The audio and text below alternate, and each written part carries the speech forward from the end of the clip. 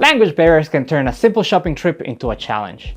But today's beginner Spanish lesson will get you prepared to go shopping in a Spanish-speaking country, whether you're picking up groceries or buying a souvenir.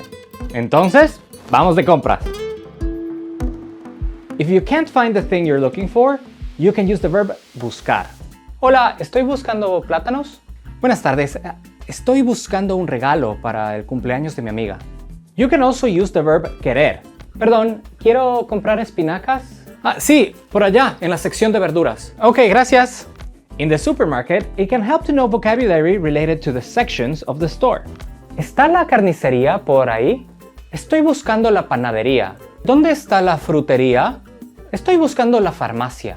A lot of those words, like carnicería, panadería, farmacia, are also used to refer to standalone businesses, so you'll probably see them on storefronts too. When you're shopping for clothes, you'll need a different set of vocab. You might need to try something on, for example.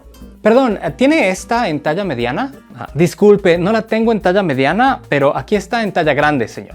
Gracias. ¿Me la puedo probar? Claro que sí. ¿Dónde están los probadores? Sí, están en la parte de atrás de la tienda. ¿Tiene esta en otro color? Sí, en negro y blanco. ¿Cuál quiere? ¿Puedo probar la blanca, por favor? When you're checking out, remember to greet your cashier politely. If you need a quick refresher on greetings, watch the video we made covering the Spanish you need on vacation. Buenas tardes. Buenas, ¿encontró todo bien? Sí, gracias. ¿Tarjeta o efectivo? En efectivo, por favor. ¿Cuánto cuesta? Solo 80 centavos, señor.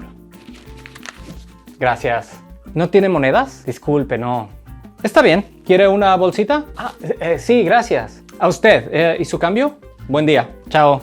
All right, let's practice some of that new vocabulary and grammar one last time. Buenos días. ¿Encontró todo bien?